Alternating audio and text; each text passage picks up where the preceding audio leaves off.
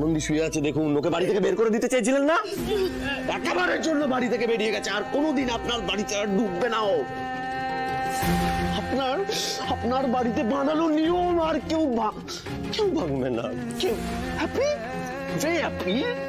উচিত অভাব আর কখনো ফিরবে না বাড়িতে। দেখুন, তাকিয়ে দেখুন। চেক করুন। চেক করো মানে কি চেক করবে?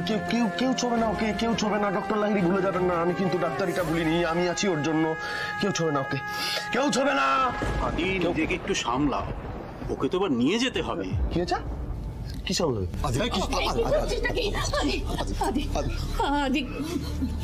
ওনাদের কাজটা করতে দে বাবা, তুই এরকম করিস না। নিয়ে যাবে? কেউ কোথাও নিয়ে যাবে না ওকে, কেউ যাবে না। আমি চিৎকার সহ্য করতে পারছি না, ও চিৎকার সহ্য করতে পারে না। নিরিবিলি যাই, শান্ত। তোমরা বেরো, বেরিয়ে যাও তোমরা। এই তোমরা প্লিজ বেরো না। আরে ও সহ্য করতে পারে না এগুলো, প্লিজ বেরো। সহ্য করতে পারে না চিৎকার। কি শুনবো বলো না, কি শুনবো?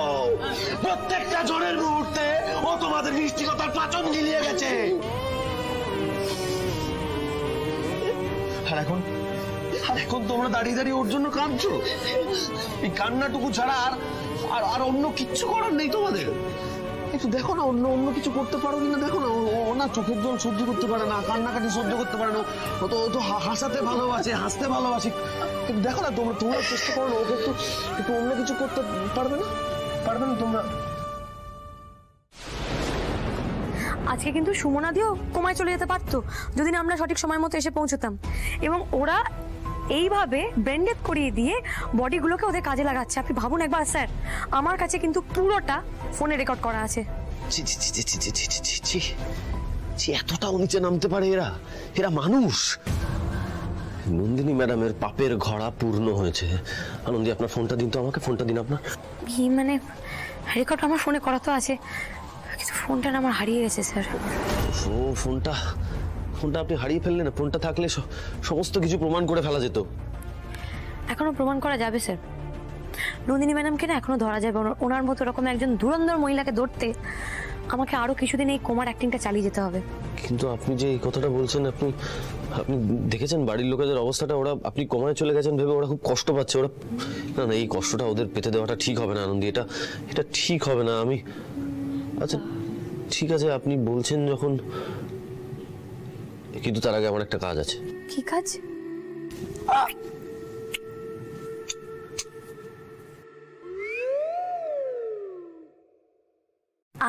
আমার একটা প্রশ্ন আছে।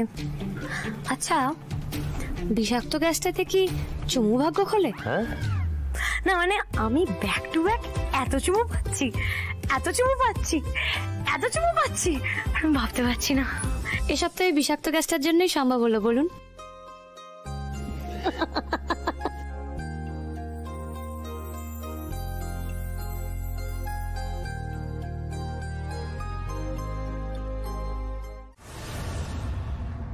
জীবন্ত লাশ দেখতে এসেছেন, কেমন লাগে?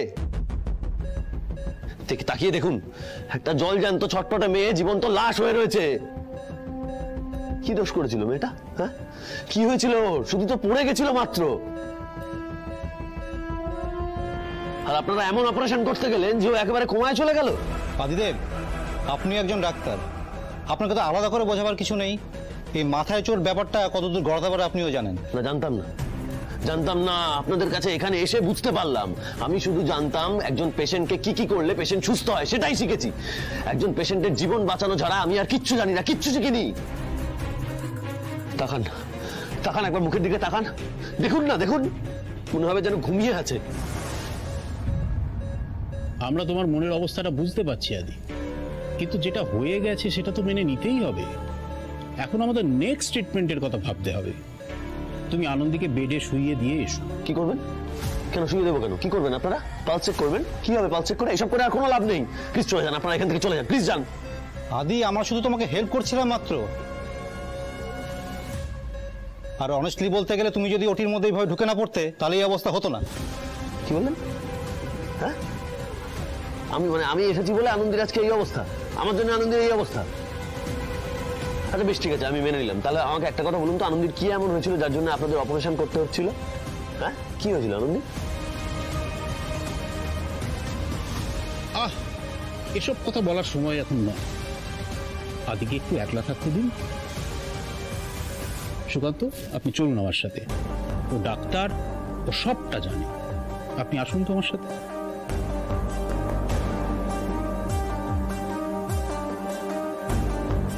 কিছুই চেক করবো না, চলে গেল এরা? এই বাবা না, কাজ হয়ে গেছে বলেই চলে গেছে। ওরা যা দেখা সেটা দেখে নিয়েছে। ওরা বুঝে গেছে যে আমি কোমায় আছি। এই যে দেখুন, দেখুন। বাপরে, তো সাংঘাতিক কাণ্ড করেছেন আপনি। এটা তো একজন ব্রেন ডেথ হওয়া পেশেন্টের ভাইটালস। আপনি ম্যানুয়ালি এইটা সেট করে দিতে পারলেন? আপনি তো জিনিয়াস। না এখন না, এখন না। আগে নন্দিনী ম্যাডামের পুরোপুরি পর্দা ফাঁস করি, তারপর বলবেন যে আমি জিনিয়াস।